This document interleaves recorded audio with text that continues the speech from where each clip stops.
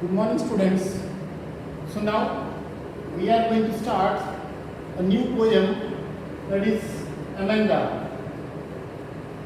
The name of a girl is given to this poem, Amanda, and this poem is composed by Robin Klein.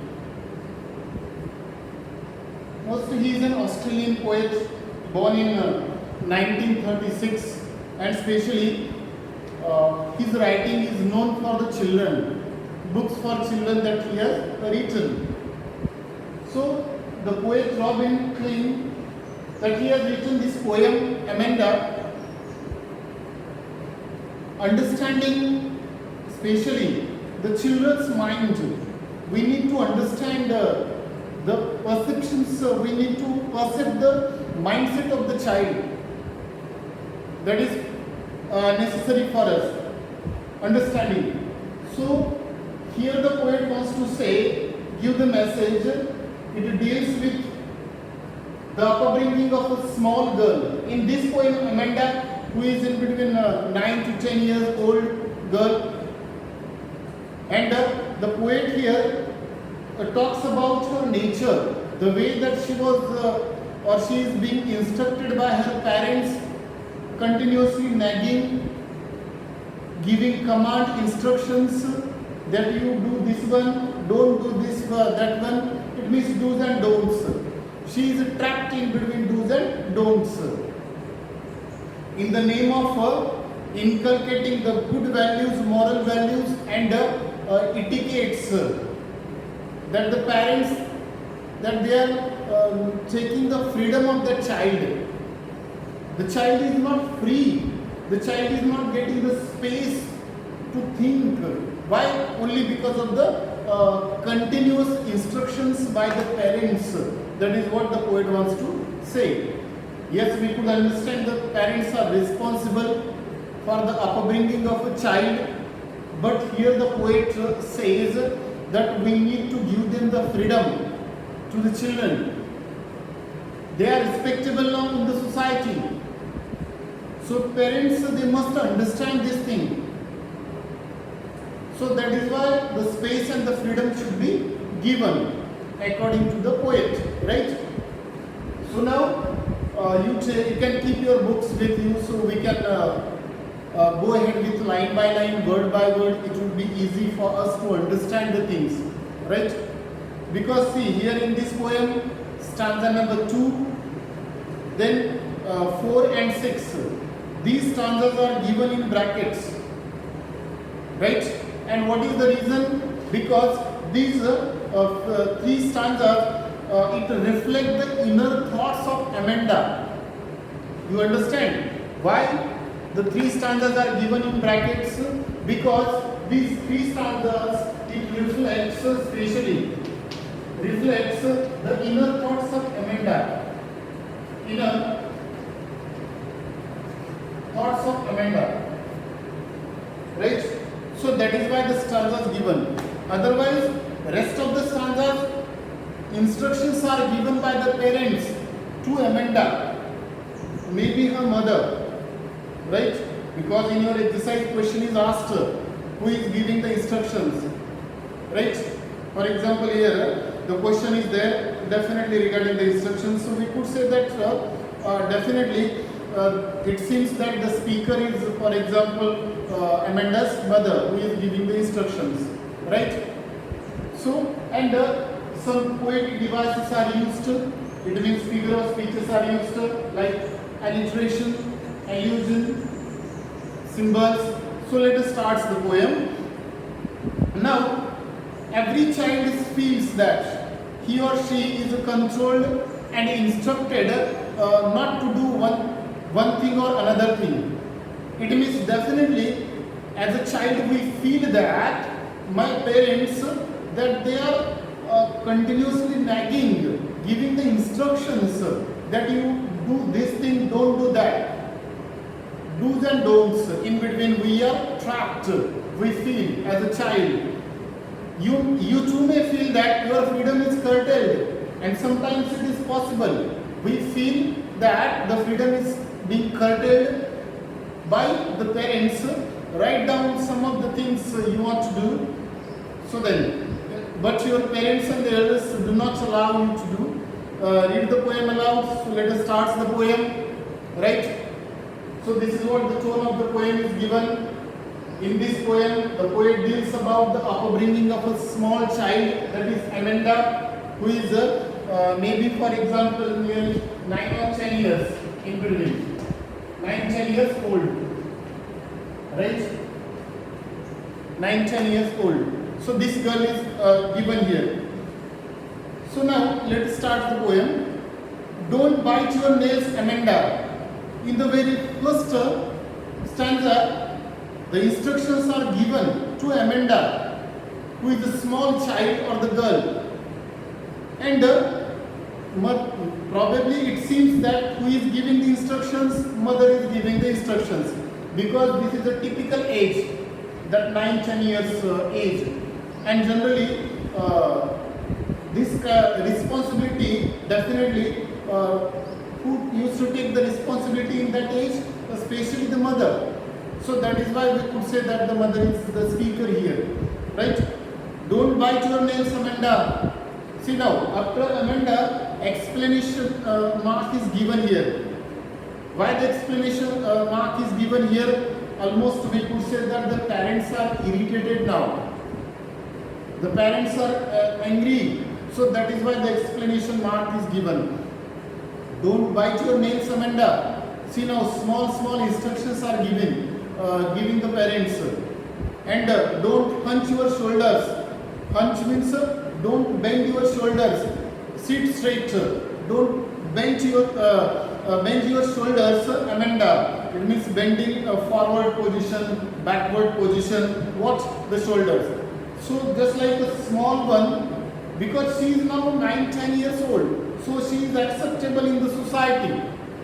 She knows that what to do, what not to do. Always giving the instructions, the child feels that her freedom has been curtailed. The way here Amanda feels. So the mother instructs the parents that don't bite your nails, Amanda. Don't hunch your shoulders backward, forward, straight set. It means sit straight. And Amanda, take proper position. Stop that slouching. Slouching means slouching. It means sitting in a lazy manner. Right? Sit straight. Don't slouch your. It means hunch your shoulders backward, forward, backward. And one more thing. Stop slouching. Do not sit in a lazy manner. Right, in a downward position, and sit up straight. So these are the certain instructions given by the parents to Amanda. Don't bite your nails. Don't hunch your shoulders. Stop slouching and sit up straight. And then Amanda explanation mark. It means we could say that the last word, especially Amanda, it shows the irritation and the frustration of the parents. Why explanation is given? It shows that they are angry, that they are frustrated, disappointed by the behavior.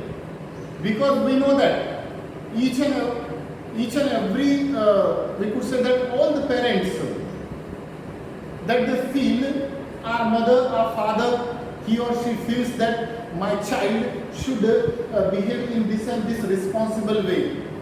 He should develop some good habits, inculcate some good manners or etiquettes. And all the parents, they feel in the same manner. So that is why they start giving instructions. Right? Now, next stanza is given in bracket. And I told you, the stanzas which are given in bracket, they shows, what they show especially, it reflects the inner thoughts of Amanda. Right? Inner thoughts, what she thinks, what she wishes to do. One side instructions by the parents, and another side her own world, creative world, imaginative world, which she wants to do, which she wishes to do or continue. So that is why she creates her own world, imagination up to the instructions. Now see in the first stanza, second stanza, there is a languid. Languid means a relaxed manner without doing. There is a languid emerald sea. Emerald sea. Emerald sea means green sea, we could say. There is a language and she wishes to go there. She wishes to be. First we will read this stanza, then we will look for the meaning. There is a languid, it means relaxed. Emerald sea. Emerald sea means green sea, where the sole inhabitant is me. And she thinks that, it means she imagines that in that emerald sea, only sole inhabitant, only I will be there. Only I will be alone there without the interference of somebody else. That she wants to be alone there in that sea. A mermaid. Mermaid means an imaginary sea creature, we could say, having, for example, woman's head, body, and fish tail. It means tail means fish tail, and head and body, that is of women. Such an imaginary creature in the sea. Drifted blissfully. Drifted means moving, blissfully, happily. Now let us come to the meaning. Right? For example, in the second stanza, here the child feels suffocated. Who? Amanda. Because of the continuous instructions by her parents, so that is why she feels suffocated here. And she finds peace in her own creative world. Stanza number 2, 4 and 6. The stanzas which are given in brackets, this is what the creative world of Amanda or any child. Because here Amanda is she is merely a representative. She represents the other children of that age. Right? So that she feels suffocated because of the instructions or the nagging, or for example giving the instructions by the parents or the giving the commands. So that is why she feels that she wants to find a peace in her creative world there, where there are no restrictions. There will be no restrictions, no any kind of the constraints. And so that is why she imagines herself, who? Amanda, being suffocated, that she imagines herself to be a joyful mermaid. Mermaid means that imaginary creature in the sea, right? Having the head and body of women and tail, that is of fish, right? So such imaginary creature, that she imagines herself to be a mermaid, that creature sailing without any confines. Confines means, and that mermaid means a kind of a creature like fish, for example. And she is drifting in the water, in that emerald sea, green sea. And she imagines herself that I am drifting there, moving in the sea. Like a mermaid, I am moving without any, for example, here confines. Confines means no restrictions, no instructions, no limitations, nothing. I will be alone at that place. And the peace, I will be in the peace in that sea. So that is why she imagines herself to be a mermaid who is sailing, it means moving, drifting blissfully, happily, without any disturbance in that emerald sea, it means in that green sea. Alongside soft waves of the green sea. And we know that for mermaid the word is used here, that creature, imaginary creature, right? That or the sea creature. And a mermaid is a symbol of, especially for the child, is a symbol of freedom and wonder, or the space, right? Mermaid, it is a symbol of freedom and wonder for a child. Why she wants to become a mermaid and wants to drift blissfully in the emerald sea? Why? Because she thinks that I would be alone there without any confines, disturbance. So definitely I could get the peace, I could live peacefully without any restrictions, the way here parents are giving the restrictions. So that is why she imagines herself to be a mermaid. Now the next stanza. Did you finish your homework? Once again instruction starts. Now here the status is changed to instructions.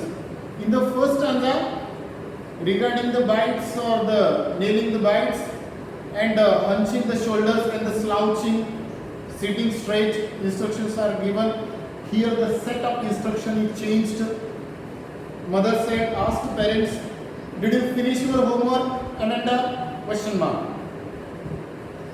Now, did you tidy your room? It means clean your room. Amanda, I thought I told you to clean your shoes, Amanda. Right? It means she is being disciplined for each and every, it means for every little things in this stanza. Ask for the homework, for the cleaning of the room and plus shoes, everything. It means the parents want, they should teach some values to their child. Especially they want that Amanda should be in discipline. She should learn the discipline or some etiquettes or the morals or the values that she should learn. So that is why parents asked that have you completed, did you finish your homework, Amanda? Regarding the homework, did you tidy? Tidy means clean something, your room, kept properly, tidy your room in a proper order. Have you kept everything? Amanda, I thought I told you to clean your shoes.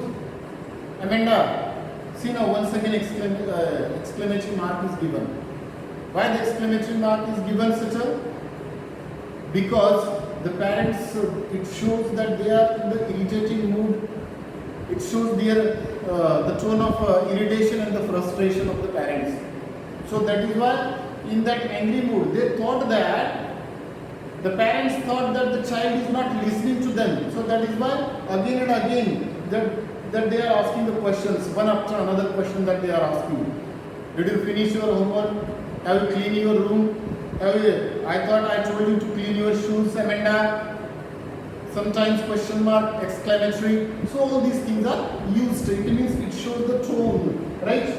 And in the very first stanza that we have seen, for example, figure of speech, alliteration, it means repetition of the consonant sound, two consonant sound S repeated, so that is why the alliteration. It means repetition of a consonant sound, right?